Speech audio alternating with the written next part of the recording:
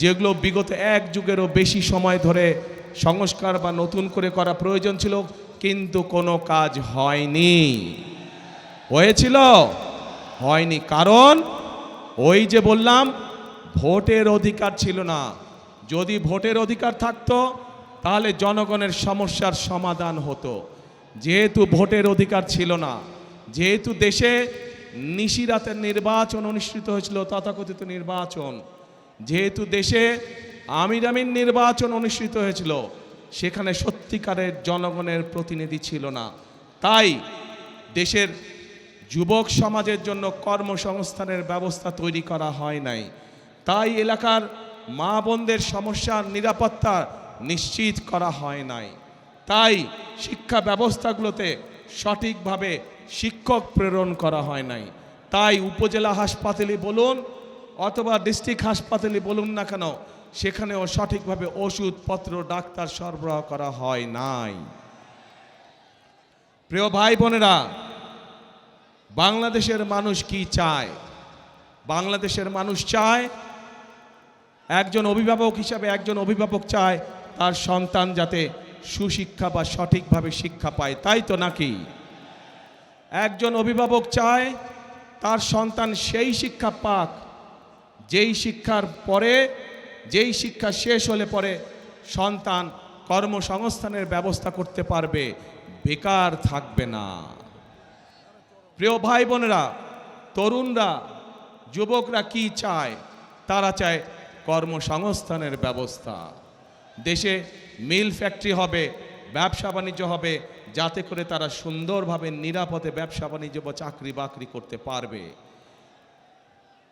মানুষ চায়, মানুষ অসুস্থ হতেই পারে, হওয়াটাই স্বাভাবিক, কিন্তু অসুস্থ হলে যাতে করে তারা সময় মতন চিকিৎসা সুবিধা পায়। মানুষের মৌলিক চাহিদার মধ্যে এগুলোই কম বেশি মৌলিক চাহিদা। এই যে যেমন আমাদের কৃষক ভাইরা, আমরা যদি ময়মনসিংহের কথা ধরি, ময়মনসিংহ সহ আশেপাশের জায়গাগুলো যদি দেখি, এখানের কৃষক ভাইদের অনেক সমস্যা রয়েছে। বিশেষ করে যদি ময়মনসিংহে আমরা দেখি পোনা চাষ, মাছের যে পোনা, এইটি আরও অনেক বড় করা যেত।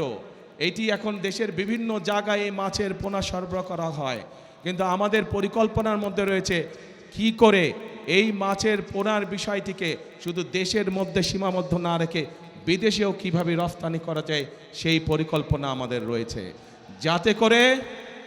যাতে করে কর্মসংস্থানের সুযোগ তৈরি হয়, যাতে করে এই এলাকার মানুষ শুধু একটি নয়, এরকম আরও প্রতিষ্ঠান তৈরি করার মাধ্যমে আরও মানুষকে কর্মসংস্থানের ব্যবস্থা করা যায়। প্রিয় ভাই বোনেরা, আপনাদের নিশ্চয়ই মনে আছে দেশনেত্রী খালেদা জিয়ার সময় এই দেশের মেয়েদের জন্য, এই যে আমার সামনে বহু মা বোনেরা এখানে সামনে রয়েছেন, এই দেশের মা বোনদেরকে শিক্ষা দেওয়ার জন্য মেয়েদের শিক্ষা ব্যবস্থাকে ক্লাস 1 থেকে ক্লাস 12 পর্যন্ত ফ্রি করা হয়েছিল। মনে আছে আপনাদের? প্রিয় ভাই বোনেরা, সেই মা বোনরা শিক্ষিত হয়েছে। আজকে যদি যে কোনো স্কুল, কলেজ, বিশ্ববিদ্যালয়ে আমরা যাই, আমরা দেখব যে ছেলেদের পাশাপাশি সমান সংখ্যক মেয়েরা লেখাপড়া করছে। আজকে আমরা যদি সমগ্র বাংলাদেশের জনসংখ্যা দেখি, আমরা দেখব যে সমগ্র জনসংখ্যার অর্ধেকের মতন হচ্ছে নারী। কিন্তু এই আমরা যদি দেশকে সামনে এগিয়ে নিয়ে যেতে চাই, তাহলে এত বৃহৎ জনগোষ্ঠী অর্থাৎ অর্ধেক জনগোষ্ঠীকে পেছনে রেখে আমরা কোনোভাবেই দেশকে সামনে এগিয়ে নিয়ে যেতে পারবো না। এবং সেই জন্যই আমরা দেশে নারীদের জন্য, মায়েদের জন্য, আমরা গৃহিণীদের জন্য, বিশেষ করে খেটে খাওয়া মানুষ যারা, সেই পরিবারের গৃহিণীদের জন্য আমরা একটি ফ্যামিলি কার্ড নামে কার্ড দিতে চাই মা বোনদেরকে,